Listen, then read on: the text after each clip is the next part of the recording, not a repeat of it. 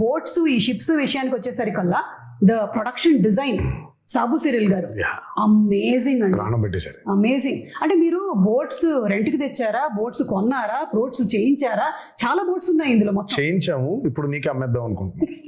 అంటే నేను అంటే దేవరా 2కి మరి పనికొస్తాయో తెలియదు, కొన్ని రోజులు అమ్మేసి మళ్ళీ కావాలంటే కొనేద్దాన్ని. ఏమీ మాట్లాడలేదు నేను దీని గురించి, కానీ బట్ సాబు సిరిల్ గారు వాజ్ ఫెనామినల్. నేను చెప్పాను చాలా సార్లు కూడా, ఆ బోట్స్ ఎంత కరెక్ట్ గా చేశాడంటే ఆయన ఒక మోటార్ ఒకటే లేదు దానికి, నిజంగా దానికి ఒక మోటార్ అటాచ్ చేసేస్తే వెళ్ళిపోతుంది సీలో కూడా. అది ఎంత ప్రూవ్ చేశాడంటే ఆయన కరెక్ట్ గా గోవాలో షూట్ చేస్తుంటే ఇవే పడవలు వెళ్ళాలి.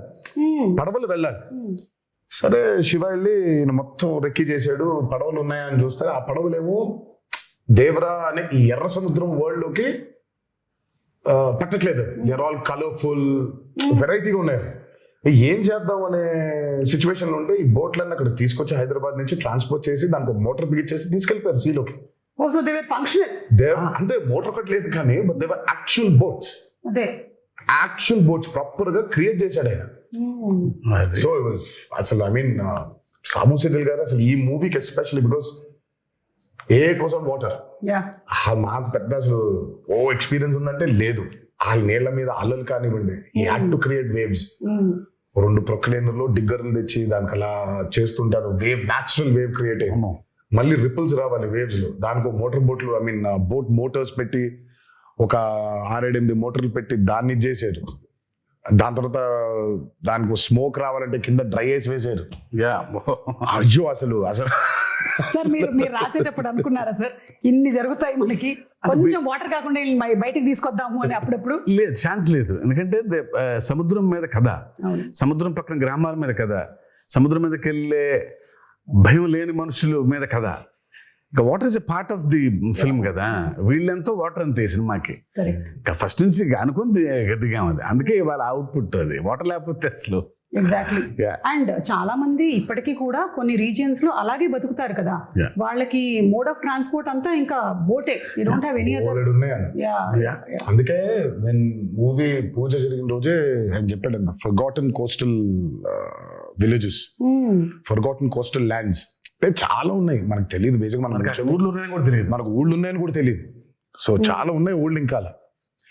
సో అలాంటి ఒక మిథికల్ వరల్డ్ క్రియేట్ చేస్తే అలా ఉంటుంది.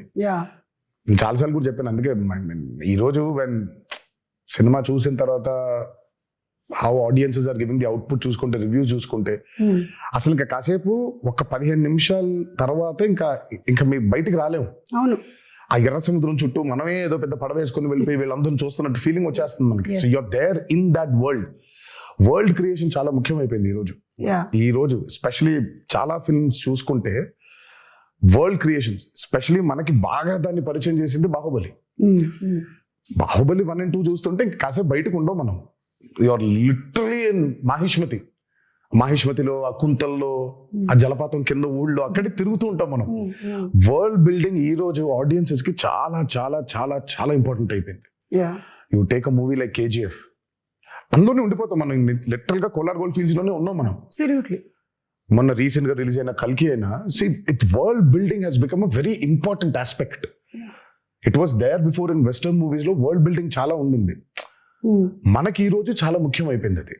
ఆడియన్సెస్ కూడా something they have to watch something which they haven't watched before. ఆ ఎక్స్పీరియన్స్ లేకపోతే I think pulling audiences to the theatre is very difficult. And that way Devara has been very successful in that world building.